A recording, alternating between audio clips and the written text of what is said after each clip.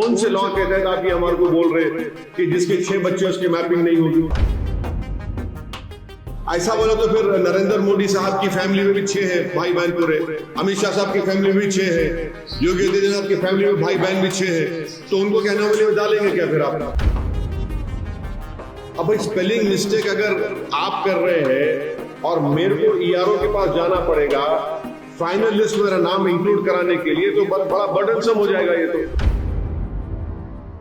तीसरी बात हम उनसे ये कहे हैं कि एनोमलीज के नाम पर स्पेलिंग मिस्टेक हुआ इलेक्टर का तो एनोमली में आ जाएगा। अगर उनके स्पेलिंग मिस्टेक के साथ उनके फादर का स्पेलिंग मिस्टेक है तो एनोमली में आ जाएगा। एज डिफरेंस रहा इलेक्टर में और फादर में 15 इयर्स के लेस रहा तो एनोमली में आ जाएगा। एज डिफरेंस रहेगा इलेक्टर और फादर में 50 साल के करीब तो वो एनोमली में आ जाएगा। एज डिफरेंस होगा इलेक्टर और ग्रैंड पेरेंट्स में लेस देन 40 इयर्स एनोमलीज में आ जाएगा। प्रोजेनी मैपिंग अगर 6 से बढ़ रही है, यानी जिस वोटर के पास 6 बच्चे हैं वो एनोमलीज में आ जाएगा। एज गैप अगर 2 सिबलिंग्स में एज गैप रहा 9 महीने का तो एनोमलीज में आ जाएगा। तो हम उनसे रिक्वेस्ट ये करें कि 2002 में जब एसआईआर हुआ था, जब तो डॉक्यूमेंट्स नहीं पूछे, सेकेंडली वो 2002 का एसआईआर जब हुआ वो मैन्युअली किया गया, तो वो मिस्टेक तो इलेक्शन कमीशन ऑफ इंडिया ने किया, तो वो मिस्टेक को आप क्यों 2026 में वोटर्स को पेनलाइज करेंगे आप? तो हम उनसे रिक्वेस्ट करें कि इसके ऊपर भी आप इलेक्शन कमीशन ऑफ इंडिया को बोलकर इसको आसानी पैदा करिए, इजी करिए।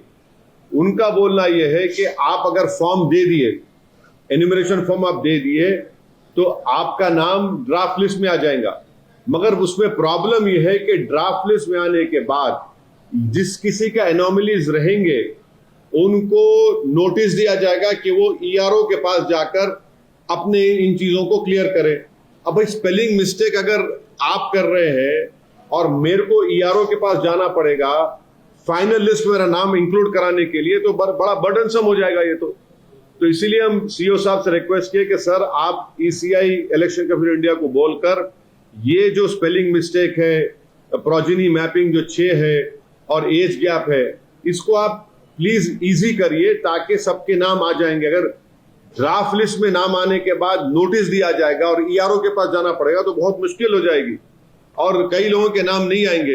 अब हम उनसे ये भी पूछे कि कौन से लॉ के तहत election commission of India article 324 का हवाला देता है, तो भाई कौन से लॉ के तहत आप ये हमारे को बोल रहे कि जिसके 6 बच्चे उसके मैपिंग नहीं होगी? भाई मैं इंडियन सिटीजन हूं मैं इंडियन सिटीजन, तो ये कहां पे रिक्वायरमेंट आ गया कि 6 बच्चे रहे तो नाम नहीं आएगा और वो एनोमली हो जाएगा?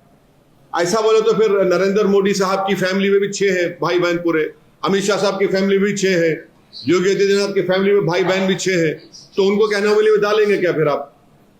तो ये तो बड़ा मुश्किल हो जाएगा। कौन से लॉ के तहत हो रहा है ये?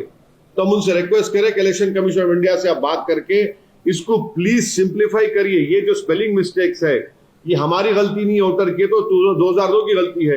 एज डिफरेंस है इलेक्टर और फादर में, अब उसकी गलती मेरी क्या गलती है? अगर किसी के मदर और फादर बच्चे को पैदा करे और 15 साल का डिफरेंस है उसमें गलती क्या है? ये तो ये हो जाएगा कि अगर कोई बेटा 6 फुट 3 इंच का रहा तो आप बोलेंगे नहीं हम खाली 6 फुट जो रहेंगे उनका नाम डालेंगे। अरे उसकी गलती क्या है? 6 फुट 3 इंच का हो गया तो उन्हें, तो ये बड़ा मुश्किल हो जाएगा क्योंकि ड्राफ्ट लिस्ट में आने के बाद ईआरओ के पास जाओ, ईआरओ अगर एक्सेप्ट नहीं करा तो फिर आप डिस्ट्रिक्ट इलेक्शन ऑफिसर के पास जाओ, वहां गए तो सीईओ के पास जाओ, वहां नहीं गए तो फिर आप कोर्ट को जाओ। तो